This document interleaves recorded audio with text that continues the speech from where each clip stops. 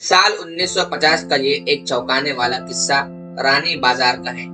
यहाँ राम प्रकाश रहता था, जिसकी बेटी को 5 साल की उम्र में ही कैंसर हो गया।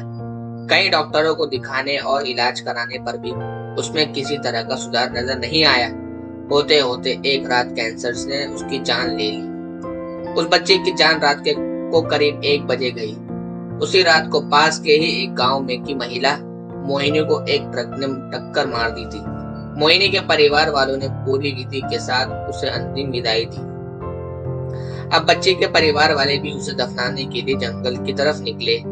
जंगल जाते समय अचानक से उस लड़की के शरीर में हलचल हुई। सभी हैरान हो गए कि मुर्दा लड़की का शरीर कैसे हिल सकता है। थोड़ी ही देर में लड़की जिंदा हो गई और उसके परिवार वाले खुशी खुशी उसे अपने साथ घर ले आए। किसी को भी इस बात की भनक न थी कि उस लड़की के अंदर उसी रात ट्रक से टकराने वाली मोहिनी की आत्मा घुस गई थी। बच्ची जब से मौत से लौटकर आई थी, तब से ही उदास और चुपचाप एक कोने में बैठी रहती थी। एक दिन उसकी माँ ने उसे खुद अपने हाथों से खाना खिलाया और मामा के घर लेकर जाने की बात कही। खाना खाकर उसे अच्छे से तैयार करके वो उसे अपने साथ मायके ले गई। रास्ते में बच्ची जैसे ही उस ट्रक हादसे वाली जगह पर पहुंची तो उसने अपनी माँ से कहा कि मेरा गांव इधर है। माँ ने उसकी बातों पर बिल्कुल भी गौर नहीं किया और उस बात को हंसी में टाल दिया। कुछ ही देर में वो अपनी बेटी के मामा यानी अपने भाई के घर पहुंच गई। 1-2 दिन बाद मामा जी के घर के आसपास ही बच्ची के अंदर घुसी मोहिनी को अपनी पड़ोसन सिमरन दिखी। उसने जोर से उसे नाम से पुकारा। सिमरन ने पलट कर देखा तो एक छोटी बच्ची थी। उसे बड़ी हैरानी हुई कि इस लड़की को मेरा नाम कैसे पता।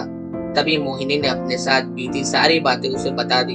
उसने कहा, मेरे परिवार वालों ने मेरे मौत से पहले ही मुझे जला दिया था, इसलिए मेरी आत्मा भटक रही थी। उसी दिन इस लड़की की भी मौत हो गई थी, तो मैं इसके शरीर में घुस गई। सिमरन ने बात अपने गांव जाकर सबको बता दी। पूरे गांव वाले और उसके रिश्तेदार मोहिनी से मिलने के लिए उसी बच्ची के मामा के घर के पास पहुंच गए। उस लड़की के अंदर रह रही मोहिनी के आत्मा ने सबको एक एक करके पहचान लिया। कुछ देर बातें करने के बाद वो अपने परिवार वालों के साथ अपने घर चली गई। अब उस लड़की की माँ बच्ची को घर में न देखकर परेशान थी। जब उसे पता चला कि वो कुछ लोगों के साथ दूसरे गांव गई है, तो वो उसे बुलाने के लिए चली गई।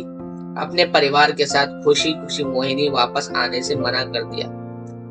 पास के ही लोगों ने उसे समझाया कि तुमने दोनों परिवार के साथ रहना चाहिए, इससे सभी को खुशी मिलेगी। तुम किसी एक परिवार को दुखी नहीं कर सकती। इस बात को सुनने के बाद लड़की के शरीर में रह रही मोहिनी ने माँ के साथ वापस आने के लिए राजी हो गई।